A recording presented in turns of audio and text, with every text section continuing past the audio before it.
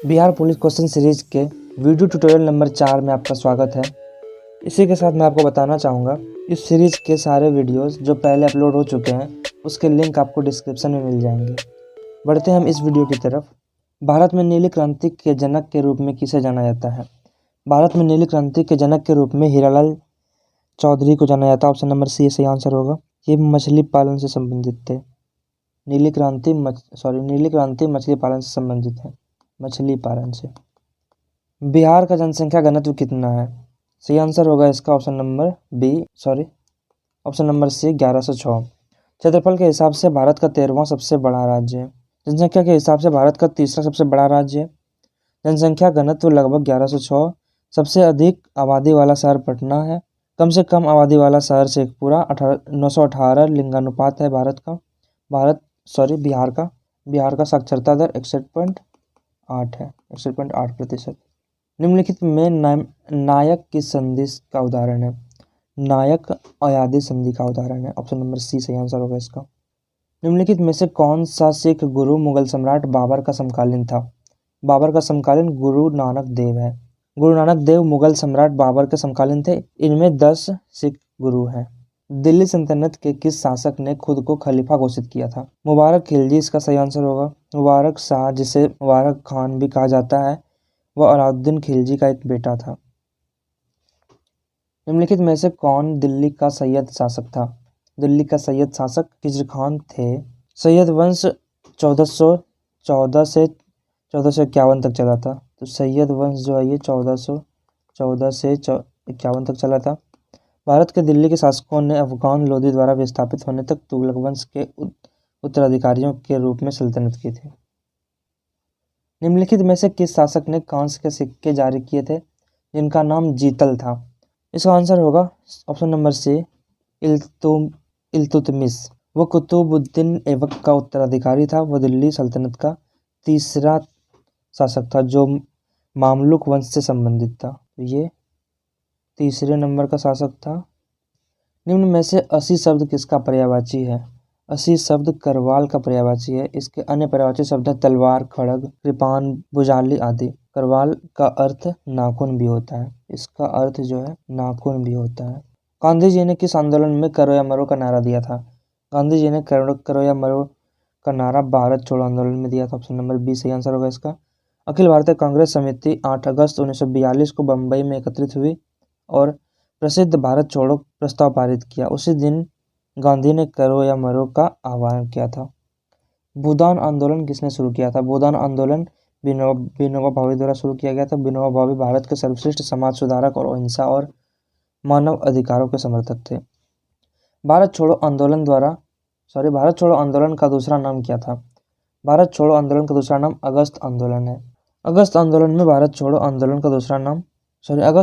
में महात्मा गांधी द्वारा द्वितीय विश्व युद्ध के दौरान 8 अगस्त 1942 को शुरू किया गया था। इस आंदोलन का कारण भारत को ब्रिटिश शासन से मुक्त करना था। वर्ष 2021 से 2022 के लिए बिहार के बजट में ग्रामीण क्षेत्रों में लिंक सड़कों के निर्माण के लिए कितना पैसा आवंटित किया गया है? 250 करोड़ इसका सही आंसर होगा। Option number B. इसको आपको याद रखना, 250 करोड़ है। बजट में कहा गया है कि बिहार के सभी गाँवों में सोलर स्ट्रीट लाइटें लगाई जाएंगी। निम्नलिखित में से कौन सा से हरित क्रांति से संबंधित है? इसका सही आंसर होगा ऑप्शन नंबर डी, सारे सही हैं। मतलब ऑप्शन नंबर ए में है केवल 1 और 2, केवल 1 और 3, 2 और 3, ये सारे सही है। मतलब इसमें ये तीनों सही है। हरित क्रांति को आधुनिक उपकरणों और तकनीकों को शामिल करके कृषि उत्पादन बढ़ाने की प्रक्रिया के रूप में जाना जाता है। प्रस्तावना में न्याय का आदर्श सामाजिक, आर्थिक और राजनीतिक लिया गया है। ये रूसी क्रांति से लिया गया है। राज्य के बजट 2021 के अनुसार दिए गए वित्तीय वर्ष में बिहार के अनुमानित आय क्या है? इसका ऑप्शन नंबर डी सही आंसर होगा। बजट एक वित्तीय अधिवेश दिखाता है। बिहार के वित्त मंत्री तारकिशोर प्रसाद द्वारा बजट पेश किया गया था। निम्नलिखित में से कौन सा व्यक्तिगत स्वतंत्रता का एक बड़ा केंद्र है? व्यक्तिगत स्वतंत्रता का एक बड़ा केंद्र, ऑप्शन नंबर ए इसका सही आंसर होगा, बंदी प्रत्यक्षीकरण। संविधान 42वां संशोधन अधिनियम 1976 द्वारा प्रस्तावना में निम्नलिखित में से कौन सा शब्द जोड़ा गया था? इसका सही आंसर होगा समाजवादी। भारतीय संविधान की प्रस्तावना उद्देश्य संकल्प पर आधारित है जिसे पंडित नेहरू द्वारा प्रारूपित और स्थानांतरित किया गया था और जिसे संविधान सभा द्वारा अपनाया गया था। 42वें संवैधानिक संशोधन अधिनियम 1976 द्वारा इसमें संशोधन किया गया है। इस संशोधन ने 3 नए शब्द जोड़े: समाजवादी, धर्मनिरपेक्ष और अखंडता। ऑप्शन में समाजवादी है तो समाजवादी इसका आंसर हो जाएगा। निम्न में से कौन सा नीति आयोग के संबंध में सही नहीं है? आयोग के संबंध में हमारा ऑप्शन नंबर ए ही हो जाएगा। ये संबंध नहीं है। विकास के लिए टॉप डाउन दृष्टिकोण। नीति आयोग का पूर्ण रूप राष्ट्रीय भारत परिवर्तन संस्थान है। निम्नलिखित में से कौन सा संवैधानिक संस्थान संघ और राज्य सरकारों की प्राप्ति और व्यय का लेखा जोखा करता है? इसका सही आंसर ऑप्शन नंबर ए होगा, भारत के नियंत्रक एवं महालेखा परीक्षक। वित्त आयोग का गठन राष्ट्रपति द्वारा कितने वर्षों के बाद किया जाता है? बहुत ही सिंपल क्वेश्चन है, इसका आंसर 5 वर्ष होगा। वित्त आयोग एक संवैधानिक निकाय है जो केंद्र और राज्यों के बीच संवैधानिक व्यवस्था और वर्तमान आवश्यकताओं के अनुसार कर आय को वितरित करने के लिए विधि और सूत्र निर्धारित करता है। राधिका हंसी और बोली कौन सा वाक्य है? संयुक्त वाक्य है, इसका सही आंसर होगा। संयुक्त वाक्य में 2 या 2 से अधिक सरल वाक्यों और एवं, तथा, या, अथवा, इसलिए, अतः, फिर भी, तो, नहीं तो, किंतु, परंतु, लेकिन, पर आदि का प्रयोग करके जोड़ा जाता है। निम्नलिखित में से कौन भारत का केंद्र शासित प्रदेश नहीं है? इसमें भारत का केंद्र शासित प्रदेश मिजोरम नहीं है। मिजोरम जो है राज्य है। भारत में 28 राज्य है और 8 केंद्र शासित प्रदेश है। मुफ्त और अनिवार्य शिक्षा का अधिकार अधिनियम लागू किया गया। ये 2009 में लागू किया गया। भारतीय संविधान के अनुच्छेद 21A में कहा गया है कि राज्य 6 से 14 वर्ष की आयु के सभी बच्चों को मुफ्त और अनिवार्य शिक्षा प्रदान करेगा। जन प्रतिनिधित्व कानून कब पारित किया गया? जन प्रतिनिधित्व कानून 1951 पारित किया गया है। भारत के चुनावों के वास्तविक संचालन के लिए पीपल्स एक्ट 1951 का प्रतिनिधित्व प्रदान करता है। भारतीय संविधान के वित्तीय आपातकालीन प्रावधानों को किससे लिया गया है? इसका सही आंसर होगा ऑप्शन नंबर बी, भारत सरकार अधिनियम 1935। भारतीय संविधान का अनुच्छेद 360 वित्तीय आपातकालीन से संबंधित है। निम्नलिखित में से शुक्ल शब्द का विलोम क्या है? शुक्ल शब्द का विलोम कृष्ण होगा। ऑप्शन नंबर सी सही आंसर है। किसको भारत के लौह पुरुष के रूप में जाना जाता है? भारत का लौह पुरुष के रूप में सरदार पटेल को जाना जाता है। बहुत ही सिंपल क्वेश्चन है। वह एक भारतीय राजनीतिज्ञ थे। उन्होंने भारत के प्रथम उप प्रधानमंत्री के रूप में कार्य किया। तो भारत के प्रथम उप प्रधानमंत्री भी यही है। भारत के ये 1 नंबर के उप प्रधानमंत्री है। उप प्रधानमंत्री। स्वच्छता स्वतंत्रता से अधिक महत्वपूर्ण है, यह किसने कहा? महात्मा गांधी द्वारा कहा गया था।